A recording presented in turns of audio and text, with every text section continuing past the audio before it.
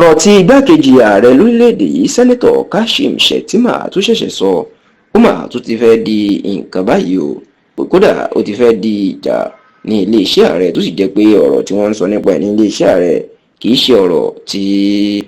ó wù yàn gbọ́ sétí rárá báyìí o. ìyún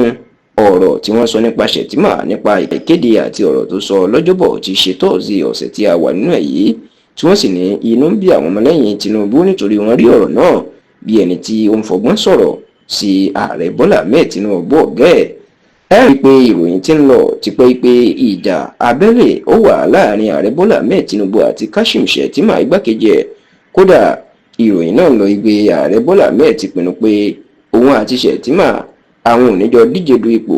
ní ọdún 2027 ìyún pé òun yóò wá igbákejì tuntun tí òun ò nílò Shettima tí wọ́n sì ní gómìnà tẹ́lẹ̀ ní ìpínlẹ̀ Kano tó jẹ́ bàbá àṣàlẹ̀ òṣèlú nínú òṣèlú ìpínlẹ̀ Kano tó tún jẹ́ olùdíje fún ipò ààrẹ lábẹ́ ẹgbẹ́ òṣèlú New Nigerian People Party NNPP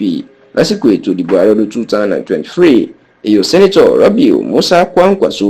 òun ni wọ́n ní Tinubu fẹ́ fi rọ́pò Shettima. ṣáò bí gbogbo ìròyìn ṣe ń lọ rèé tí iléeṣẹ́ ààrẹ náà tó fi ń sọ pé kò sí ìjà láàrin Tinubu àti igbákejì ẹ̀ Kashim Shettima ṣùgbọ́n gbogbo àwọn tó súnmọ́ Tinubu àti Shettima àti iléeṣẹ́ ààrẹ náà fìdí ẹ̀ múlẹ̀ fún tẹlifíṣàn Yorùbá Tòótọ́ pé lóòótọ́ ni ìjà wà láàrin wọn àjọṣepọ̀ ohun ògùn régé àti pé Tinubu ti pinnu pé òun yóò pààrọ̀ Shettima ṣùgbọ́n nǹkan ẹyọ kan tó lè má jẹ́ kó pààrọ̀ ẹ̀ mọ́ ẹni bọ́ bá wo ṣàkun tó lè ṣẹlẹ̀ lásìkò ètò ìdìbò ọdún 2027 tó máa rí i pé inú yóò bí àwọn Haúsá àti alágbára Haúsá pé ó pààrọ̀ Shettima ẹnìkan ni Tinubu fi ní pààrọ̀ ẹ̀ lọ́dún 2027. ṣá o pẹ̀lú bẹ́lẹ̀ ṣe ń lọ lọ́jọ́ tọ́ọ̀sì ọ̀sẹ̀ tá a wà ní èyí tí Shettima tó lọ síbi ayẹyẹ ìfilọ́lẹ̀ ìwé tí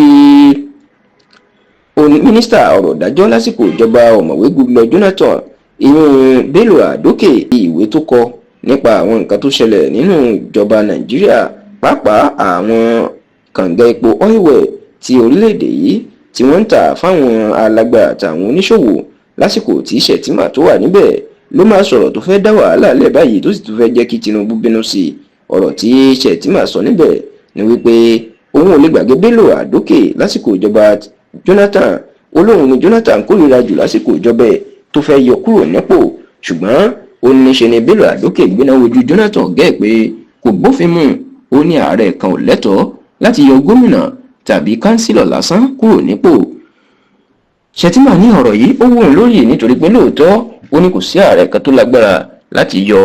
náà kódà lórí kánsílọ̀ tó kéré jù kúrò nípò.